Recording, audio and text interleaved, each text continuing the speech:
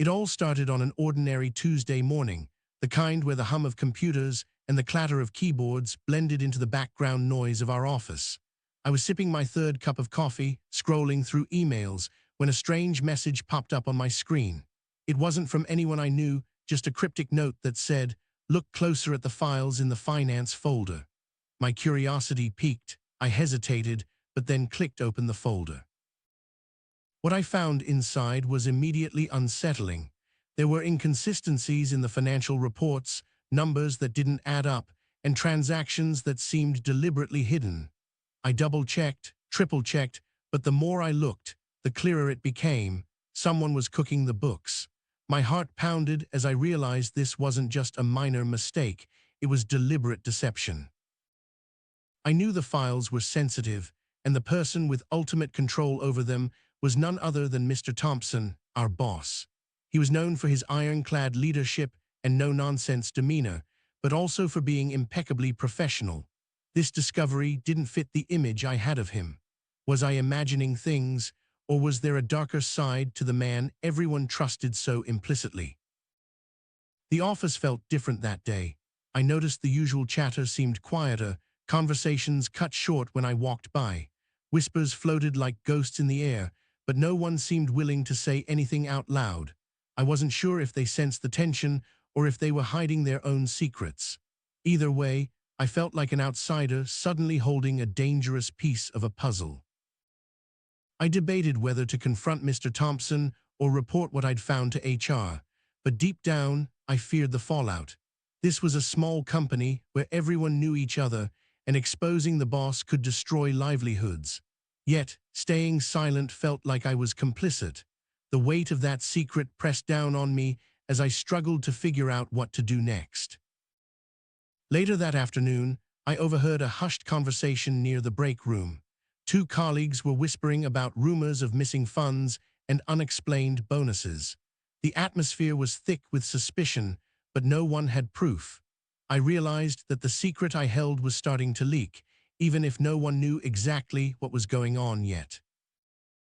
I tried to focus on my work, but every glance at the office door made me jump.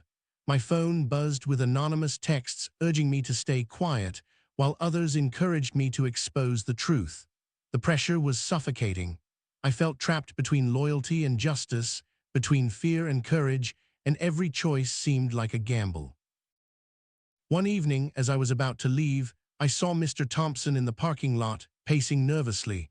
Our eyes met for a brief moment, and I caught a flicker of desperation in his gaze.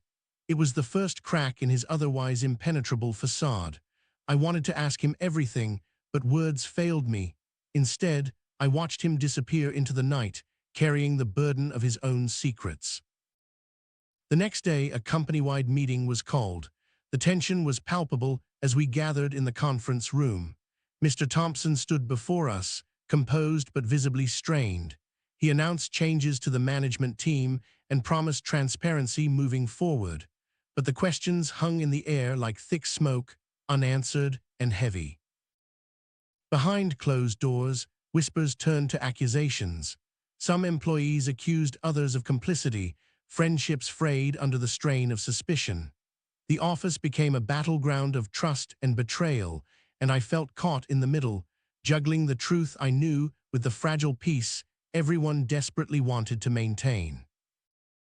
I found myself alone late one night, staring at the files again, searching for clues that might explain how deep this scandal went. The numbers told a story of greed and manipulation, but there were gaps, places where the paper trail ended abruptly. It was like a puzzle missing crucial pieces, and I wondered if I could ever put it together fully. A knock on my office door startled me. It was Lisa, a coworker I trusted most. She handed me a folded note. It read simply, "Meet me after hours. There's more to this than you think." My pulse quickened. Was she in on this? Was she a threat or an ally? I didn't know, but I knew I had to find out.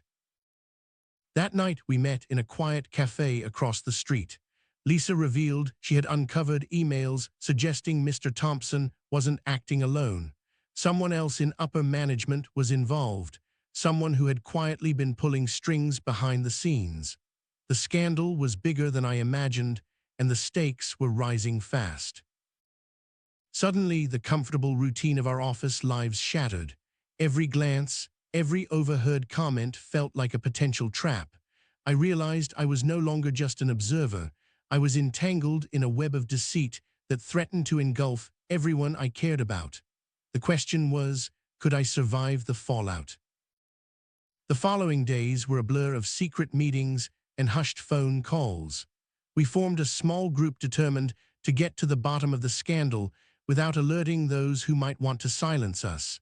It felt like walking a tightrope over a chasm, each step weighted with fear and anticipation. One afternoon, while digging through archived emails, I stumbled upon a message chain that changed everything.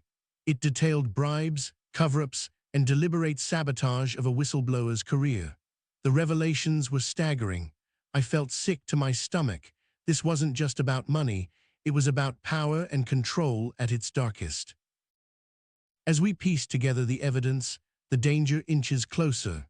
Anonymous threats start showing up in our inboxes, and strange figures appear near our homes.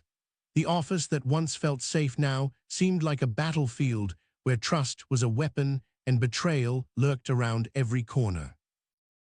One tense morning, the police showed up unexpectedly. They weren't here for me, but for Mr. Thompson. The scandal had finally caught the attention of law enforcement. His arrest sent shockwaves through the company, and the ground beneath us felt like it was crumbling.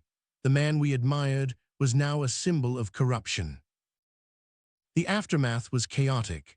The company's reputation was in tatters, employees were divided, and the future felt uncertain. I found myself questioning everything, my role, my choices, and whether the truth was worth the cost we all had to pay. The line between right and wrong blurred into shades of gray. In the weeks that followed, investigations uncovered more names, more secrets. The scandal was a Pandora's box, and once opened, it unleashed a torrent we couldn't control. Yet, amidst the turmoil, I discovered a resilience in my colleagues I hadn't seen before. We were battered but not broken. One afternoon, as I walked through the deserted office, memories of the early days before the scandal flooded back. The laughter, the camaraderie, the sense of purpose.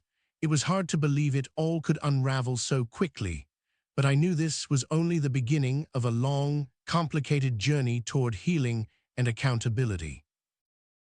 I'm still here, navigating the fallout, trying to piece together what comes next. The boss's secret changed everything, but it also revealed the true strength and fragility of the workplace we all shared.